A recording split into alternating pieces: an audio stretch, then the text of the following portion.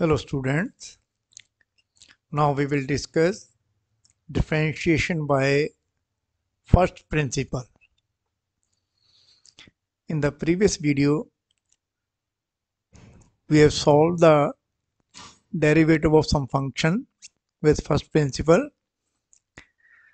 Now our next problem is differentiate under root sine 2x with respect to x by first principle. Now solution is, the given function is fx is equal to square root of sine 2x. Put this equation number 1. Therefore, fx plus h is equal to under root sine 2 into x plus h, or equal to under root sine 2x plus 2h. Open the bracket. Put this equation number 2. According to first principle, the derivative of a function fx with respect to x is given by dy dx of fx is equal to limit h approaching 0 of f of x plus h minus fx upon h. Put this equation number 3. Putting the values from equation 1 and equation 2 in equation 3, we get dy dx of under root sine 2x is equal to limit h approaching 0 under root sine 2x plus 2h minus under root sine 2x whole upon h.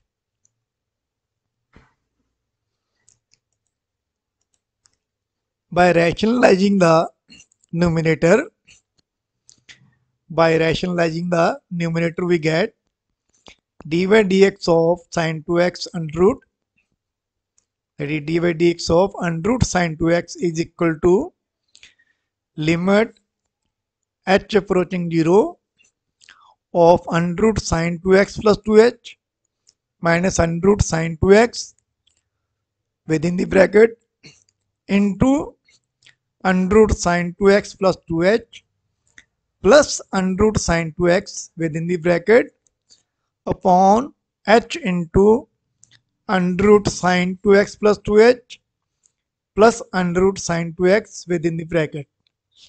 That is, multiply and divide by under root sine 2x plus 2h plus under root sine 2x.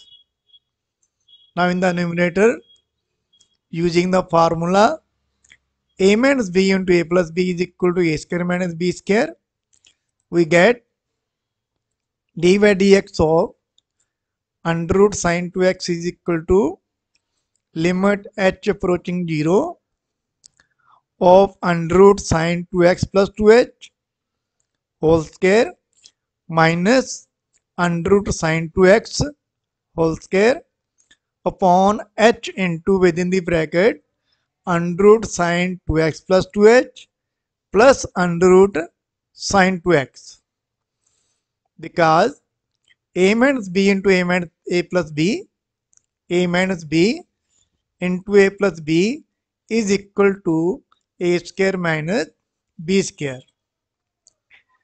Now square root and square cancel each other. This square root and square cancel each other. We get dy dx of under root sine 2x is equal to limit h approaching 0 sine 2x plus 2h minus sine 2x upon h into within the bracket under root sine 2x plus 2h plus under root sine 2x. Now, because sine c minus sine d is equal to 2 cos c plus d by 2 into sine c minus d by 2. In this case, 2x plus 2h is equal to c and 2x is equal to d. Now using this formula, we get, therefore, dy dx of under root sine 2x is equal to limit h approaching 0 of 2 cos 2x plus 2h plus 2x upon 2 into sine 2x plus 2h minus 2x upon 2 upon numerator remains same, h into within the bracket under root sine 2x plus 2h plus under root sine 2x. Now 2x plus and 2x minus cancel each other, and by rearranging we get dy dx of under root sine 2x is equal to limit h approaching 0 of 2 cos 4x plus 2h upon 2, because 2x plus 2x become 4x, upon under root sine 2x plus 2h plus under root sine 2x into sine 2h upon 2 upon h.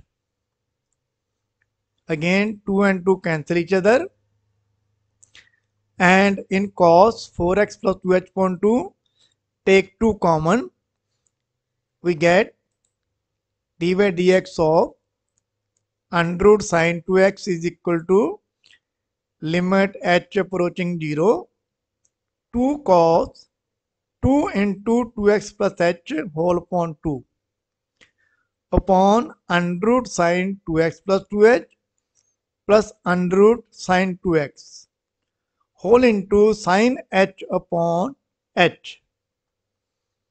Again 2 and 2 cancel each other, and we will get, because limit h approaching fx into gx is equal to limit h approaching 0 into f of fx into limit h approaching 0 of gx. That is because limit h approaching 0 of fx into gx is equal to limit h approaching 0 of fx into limit h approaching 0 of gx. Therefore, we get dy dx of under root sine 2x is equal to limit h approaching 0 of 2 cos 2x plus 2h whole upon under root sine 2x plus 2h plus under root sine 2x into limit h approaching 0 of sine h upon h, or dy dx of under root sine 2x, dy dx of under root sine 2x is equal to, putting the limit, 2 cos into 2x plus 0 upon sine 2x plus 2 into 0 plus under root sine 2x whole into 1, because limit theta approaching 0 of sine theta upon theta is equal to 1 if theta is in radian. That is, if h is in radian, only we can use this formula. Therefore, dy dx of under root sine 2x is equal to 2 cos 2x plus 0 upon under root sine 2x plus 2 into 0 plus under root sine 2x into 1. Now 2 into 0 becomes 0 and 2x plus 0 becomes 2x. Therefore, dy dx of under root sine 2x is equal to 2 cos 2x upon under root sine 2x plus 0 plus under root sine 2x whole into 1.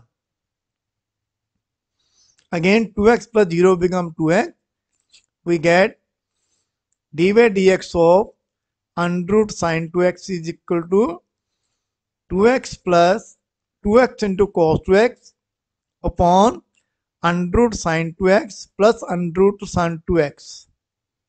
Under root sine 2x plus under root sine 2x become 2 into under root sine 2x. Therefore, we get dy dx of under root sine 2x is equal to 2 cos 2x upon under root sine 2x plus under root sine 2x, and this become dy dx of under root sine 2x become equal to 2 cos 2x upon 2 under root sine 2x. Again 2 and 2 cancel each other, and we get dy dx of under root sine 2x is equal to cos 2x upon under root sine 2x. A derivative of under root sine 2x with respect to x is equal to cos 2x upon under root sine 2x. This is the answer of the question. Derivative of under root sine 2x is equal to cos 2x upon under root sine 2x. Now next problem is differentiate e the power sin x with respect to x by first principle. Now solution is, the given function is fx is equal to under e the power sin x. Sorry, the given function is fx is equal to e the power sin x. Put this question number 1. Therefore, fx plus h is equal to e the power sin x plus h. Put this question number 2. According to first principle, the derivative of a function fx with respect to x is given by dy dx of fx is equal to limit h approaching 0 of f x plus h minus fx upon h. Put this equation number 3. Now putting the values from equation 1 and equation 2 in equation 3, we get dy dx of e the power sin x is equal to limit h approaching 0 e the power sin x plus h minus e the power sin x upon h. Now from the numerator, take e the power sin x common, and we get dy dx of e the power sin x is equal to limit h approaching 0 of e the power sin x into within the bracket e the power sin x plus h minus sin x minus 1 upon h. Now limit is of h, therefore e the power sin x become constant and we can take it out. Therefore dy dx of e the power sin x is equal to e the power sin x into limit h approaching 0 of e the power sin x plus h minus sin x minus 1 upon sin x plus h minus sin x whole into sin x plus h minus sin x upon h. That is, multiply and divide by sin x plus h minus sin x, and by rearranging we get dy dx of e the power sin x is equal to e the power sin x common into limit h approaching 0 of e the power sin x plus h minus sin x minus 1 upon sin x plus h minus sin x into sin x plus h minus sin x upon h. Now h is approaching 0, Therefore, sin x plus h minus sin x will also approach 0. And because limit h approaching 0 of fx into gx is equal to limit h approaching 0 of fx into limit h approaching 0 of gx. Therefore, we get dy dx of e the power sin x is equal to e the power sin x into limit h approaching 0 of e the power sin x plus h minus sin x minus 1 upon sin x plus h minus sin x into limit h approaching 0 of sin x plus h minus sin x upon h.